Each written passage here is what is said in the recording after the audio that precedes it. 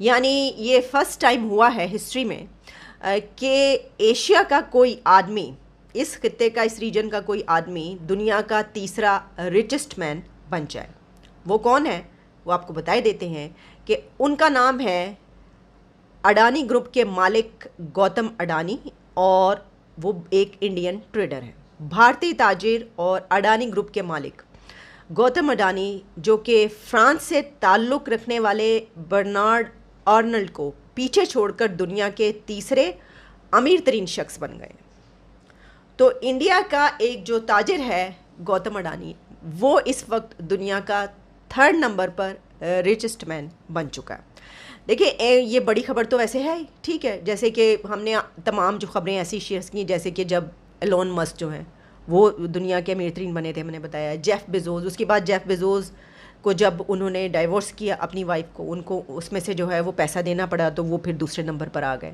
تو ہر جو بھی اس طرح آتا ہے سامنے ہم اس کی بات کرتے ہیں۔ یہ بڑی بات ہے کہ اس خطے کا، اس ریجن کا کوئی بندہ جو ہے وہ اس لیول پر پہنچا ہے۔ اچھا دیکھیں، اس سے پہلے ہم امبانی گروپ کی بھی بات کرتے رہے کہ جی امبانی جو ہیں وہ بھی ایک کافی اس پہ جو ہے وہ ریچسٹ پیپل جو ہیں دنیا کے اس میں شمار ہے۔ بلومبرگ بلینئر انڈیکس جو ہے اس سے میں یہ خبر آپ تک پہنچا رہی ہوں، اور بلومبرگ بلینئر انڈیکس کے مطابق گوتم اڈانی 137.4 بلین ڈالرز کے ساتھ دنیا کے تیسرے امیر ترین شخص بن گئے ہیں۔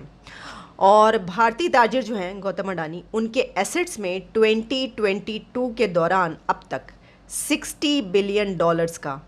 اضافہ ہوا ہے، یعنی کہ 2022 میں 60 بلین ڈالرز ان کے ایسٹس میں ایڈ ہوئے، اور جولائی میں انہوں نے بل گیٹس کو پیچھے چھوڑ کر دنیا کے چوتھے امیر ترین شخص بننے کا اعزاز حاصل کیا تھا۔ 4th نمبر پہ آئے تھے جب بل گیٹس نیچے چلے گئے تھے۔ اچھا، بل گیٹس کے بارے میں آپ کو بتا دوں کہ بل گیٹس جو ہے وہ خود ہی یہ کہہ رہے ہیں اب کافی عرصے سے کہ وہ دنیا کے امیر ترین افراد کی جو لسٹ ہے اس میں سے نکلنا چاہتے ہیں، اور یہی وجہ ہے کہ انہوں نے اپنی دولت کا ایک بڑا حصہ چیریٹی میں دے دیا ہے۔ کہا جاتا ہے کہ 50% سے زیادہ انہوں نے اپنی چیریٹی کے نام کر دیا ہے، اور اپنے بیٹے کے لیے اور بیٹی کے لیے جو ہے وہ بہت ہی تھوڑا سا حصہ جو وہ سمجھتے ہیں وہ انہوں نے اس کو الگ کیا اور ان کو دے دیا، باقی سب کا سب چیریٹی میں کر دیا۔ اور ایسے فلاحی کام جو اس طرح کے پوری دنیا میں، جس طرح کے پولیو کے لیے وہ جو بہت کام کرتے ہیں پوری دنیا میں، اور بہت سارے، تو وہ انہوں نے، اور وہ چاہتے ہیں، وہ کہتے ہیں کہ میں اس لسٹ میں اپنا اور نہیں رہنا چاہتا۔ صحیح بھی بات ہے، ایک عرصے تک آپ رہیں تو بس ٹھیک ہے کہ کافی ہے۔ اچھا، میں آپ کو یہ بھی اس میں کچھ اور ڈیٹیلز ہیں وہ بھی بتا دوں کہ جو گوتم اڈانی ہیں، کیونکہ جو امبانی ہے نا، ان کے بارے میں تو بہت خبریں آتی رہتی ہیں، ویڈیوز چلتی رہتی ہیں، ان کے بڑے گہرے تعلقات کیونکہ بالی ووڈ سے ہیں، تو بالی ووڈ کے جب سیلیبریٹیز سے وہ ملتے ہیں، ان کے بچوں کی شادیاں ہوتی رہیں، اس کی بڑی ویڈیوز آتی رہیں، سب دیکھتے رہے، تو ان کے بارے میں کافی لوگ جانتے ہیں، ان کے تعلقات جو ہیں بالی ووڈ کی سیلیبریٹیز سے، تو اس وجہ سے وہ سب ویڈیوز چلتی رہتی ہیں، سوشل میڈیا پہ سب دیکھتے رہتے ہیں، اور ویسے بھی جو ان کی وائف ہے وہ بہت زیادہ ان ہے اور کافی ایکٹیو نظر آتی ہیں اس وجہ سے بھی۔ لیکن جو گوتم اڈانی ہیں ان کے بارے میں کوئی اتنا زیادہ لوگ جانتے نہیں ہیں، اس لیے لوگ کہہ رہے ہیں اچھا یہ کیا امبانی سے ہیں، یہ کون ہے؟ تو میں آپ کو یہ بتا دوں تھوڑی سی ڈیٹیل کہ ان کے جو بزنس ہیں وہ ہیں جناب، جو پورٹس ہیں وہ ایروسپیس، پورٹس ایروسپیس سے لے کر تھرمل انرجی اور جو کول مائنس ہیں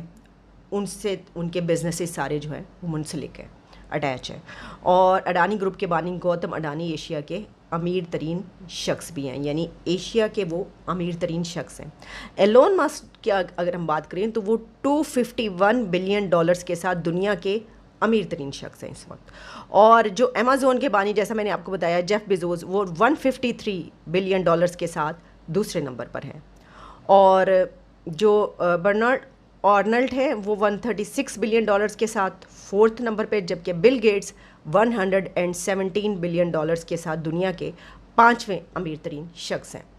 تو جناب یہ بتانا آپ کو، ویسے تو کوئی امیر ترین، میرے اپنے مطابق اگر آپ پوچھیں تو امیر ترین شخص ہونا مطلب کیا، اگر تو وہ بندہ، میں یہ سمجھتی ہوں کہ بات تو بہت بڑی ہے کہ آپ اپنی اسٹرگل سے جو ہے وہ وہاں تک پہنچتے ہیں اور دنیا کے مطلب یہ اس پلانٹ کے چند ریچسٹ مین بن جاتے ہیں، بہت بڑی بات ہے۔ لیکن اگر آپ وہ دولت چیریٹی میں استعمال نہیں کر رہے، لوگوں کے اوپر استعمال نہیں کر رہے، تو پھر میں یہ سمجھتی ہوں کہ آپ کا کوئی فائدہ نہیں ہے بننے کا۔ لیکن ہم دیکھتے ہیں کہ ایسے لیول پر جو بھی پہنچتا ہے وہ کرتا ہے چیریٹی، کیونکہ اس کی وجہ میں یہ سمجھتی ہوں کہ شاید یہ بھی ہوتی ہو کہ کیا کریں اتنی دولت کا۔ اگر آپ لوگوں پہ نہیں، اور ویسے بھی آپ یہ بات یاد رکھیے کہ آپ جب تک تقسیم نہیں کریں گے نا تو تقسیم در تقسیم ہو کے آپ تک نہیں پہنچے گی. یعنی آپ اس کو جب تک اس کا فلو نہیں رہے گا تو فلو آپ کی طرف بھی نہیں آئے گا. تو کہتے ہیں کہ اگر آپ نے اپنی طرف دولت کا فلو رکھنا ہے تو اپنی طرف سے جاری رکھیں دوسروں تک دولت کا فلو، پیسے کا فلو، تب آپ تک آئے گا. یہ بات تو آپ 110% لکھ لیں. جو میں بات یہ کہہ رہی ہوں یہ صحیح ہے کہ جب تک آپ کی طرف سے دوسروں کی طرف پیسے کا فلو جاری نہیں رہے گا تو تب تک قدرت کی طرف سے یا یونیورس کی طرف سے یا لوگوں کی طرف سے آپ کی طرف بھی پیسے کا فلو جاری نہیں رہے گا. تو شاید ان کو یہ فارمولہ پتہ ہے میرا خیال ہے. اور ویسے بھی وہ جو میں نے بات کی کہ کیا کریں گے، اتنے پیسے کا خرچ تو کرنے ہوتے ہیں. تو جناب ایک طرف جہاں پاکستان ہم جو ہیں وہ سیلاب میں ڈوبے پڑے ہیں، یعنی کہ آدھے سے زیادہ ملک جو ہے وہ پانی کے نیچے ہے اور ڈوبے پڑے ہیں. جو حالات ہیں اس وقت گوڈے گوڈے کیا پورے، اب تو پانی سر سے اوپر جا چکا ہے. IMF کا پلان ہمیں مل گیا، اس کے باوجود پانی سر سے اوپر جا چکا ہے. جو سچویشن اکانومی کی ہر چیز کی، جیسے کہ ہم نے اپنا پچھلا جو پروگرام کیا تھا اس میں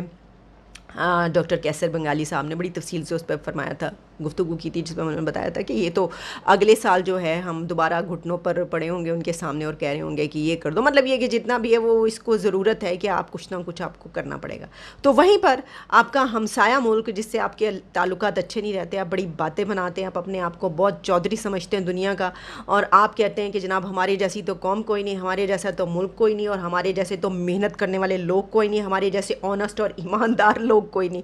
تو بس میں کیا بتاؤں، یعنی کہ آپ یقین کریں کہ یہ اس سیلاب میں نا مجھے ایک پوسٹ نظر آ رہی تھی، میں آپ کے سامنے پیش کریں، جس میں وہ انہوں نے لکھا ہوا ہے کہ یہ جتنے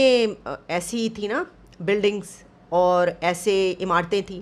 اس سیلاب کے دوران جو کہ بڑی پرانی بنی ہوئی تھی، جو ہندوؤں نے بنائی تھیں، جو کہ کسی گنگا رام نے بنائی ہوگی، جو کسی اور جو ہے وہ ہلدی رام نے بنائی ہوگی، جو کسی اور ایسے کرسچن نے بنائی ہوگی، اور اس طرح کے نام بھی انہوں نے لکھے ہوئے کہ ایسی عمارتیں جن لوگوں نے ایسی عمارتیں بنائی تھیں وہ قائم ہیں، ان کو کچھ نہیں ہوا. اور جو بنائی تھی نا مولوی صاحب نے، جو بنائی تھی نا چودھری صاحب نے، اور جو بنائی تھی نا یہ ملک صاحب نے، یہ ساری جو اپنے آپ کو سمجھتے ہیں، وہ ساری عمارتیں ڈھہ چکی ہیں. اس کی وجہ کیا ہے؟ اس کی وجہ یہ ہے کہ وہ جو آنیسٹی کی آپ بات کرتے ہیں نا، تو سب سے زیادہ بے ایمان جو ہے نا وہ آپ ہیں. اس کی وجہ یہ ہے کہ آپ نے اس دوران ٹینٹوں کی قیمتیں بڑھا دیں اپنی، پوری دنیا آپ کی مدد کرنے کے لیے آ رہی ہے اور آپ خود اپنے ساتھ کیا کریں آپ یہ دیکھ لیں. تو ایک نمبر کی بے ایمان قوم یا ایک نمبر کے بے ایمان لوگ جو ہے نا وہ ہم ہیں. تو جب بے ایمانی اتنی ہوگی تو پھر آپ کے لوگ کہاں آگے بڑھیں گے؟ وہ کیوں بنیں گے ریچسٹ پرسن، امیر ترین لوگ؟ ٹھیک ہے نا، یہ تو دیکھنے والی بات ہے. تو جب آپ کے ملک کے سب سے بڑے مولانا جو ہیں وہ بھی یہ کہہ رہے ہوں کہ اپنے ٹھنڈے ٹھنڈے کمرے میں بیٹھ کے ایک لیوش بیڈ روم میں یا ڈرائنگ روم میں بیٹھ کے وہ ویڈیو بنا رہے ہوں گے کہ یہ تو تمہارے گناہوں کے اعمال کا نتیجہ ہے، تو پھر آپ سوچ لیں کہ اس قوم کا کیا بنے گا. جبکہ بتا رہے ہیں پوری دنیا کا، مطلب جہالت ابھی تک ہے، اتنی مرتبہ بتا چکے ہیں کہ یہ مس مینجمنٹ ہے، واٹر مس مینجمنٹ ہے، آپ کی ایڈمنسٹریشن کی مس مینجمنٹ ہے، آپ کی جو سب کچھ آپ کرتے ہیں پورے اس میں آپ صحیح طریقے سے نہیں کر پاتے جس وجہ سے ہو رہا ہے. اور پھر یہ کہ کلائمیٹ چینج، دنیا کی میں جو مس مینجمنٹ ہے اس کا جو کلائمیٹ چینج پہ اثر پڑا ہے اس کی وجہ سے یہ سب ہو رہا ہے. لیکن ہماری جو ہے وہ ایک ہی جگہ پہ بات اڑی رہتی ہے، ہم اس سے ہٹتے نہیں ہیں. وہ یہ تو گناہوں کے نتیجہ ہے، اعمال کا نتیجہ، اور سارے غریبوں کے یعنی کہ گناہوں کا اعمال کا نتیجہ. کسی امیر کو اس سے کوئی فرق نہیں پڑا، وہ آرام سے بیٹھے ہوئے. تو یہی میں سوچ رہی تھی کہ اس سے ہم نے باہر نہیں آنا. تو وہ ساری جو نئی بنائی ہوئی عمارتیں نا وہ سب ڈھہ ڈو گئی ہیں، مسلمانوں کی بنائی ہوئی، اور جو بنائی ہوئی تھی نا پہلے کی کرسچنز اور ہندوؤں نے، وہ ساری عمارتیں کھڑی ہیں، ان کو کچھ نہیں ہوا کیونکہ وہ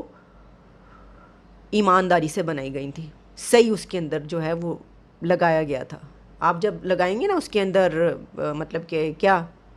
مٹی کی جگہ ریت، ریت کی جگہ مٹی، پتھر کی جگہ یہ، تو وہ پیسہ بچانے کے لیے، تو پھر ایسا ہی ہوتا ہے. چلے بہت باتیں ہو گئی بھی، میں نے بہت زیادہ کرٹیسائز کر دیا. ہم بات کر رہے تھے ریچسٹ پرسن کی. اچھا ایک آخری بات میں یہ کروں گی کہ میری اب یہ بھی خواہش ہے کہ دنیا کی جو ریچسٹ پرسن ہے نا اب کوئی خاتون بھی ہو. ویسے تو وہ جو بل گیٹس کی وائف ہیں انہوں نے جب ڈائیورس کے نتیجے میں ان کو پیسہ ملا تھا تو وہ بھی ایک بڑی اس پہ آ گئی تھیں کہ بڑی یہ واحد خاتون ہے جن کے پاس اتنا پیسہ ہے اور one of the most richest woman. لیکن کوئی ایسی خاتون اب سامنے آنی چاہیے، کوئی بزنس وومن یا کوئی ایسی پاورفل وومن جو اس نے اپنی اسٹرگل سے یہ جس طرح انہوں نے بنایا وہ بنایا ہو اور وہ بھی اس میں شامل ہو، تو ہمیں بڑی خوشی ہوگی. چلیں جی اجازت دیجیے، دوبارہ ملاقات ہوتی ہے. Take care and good bye.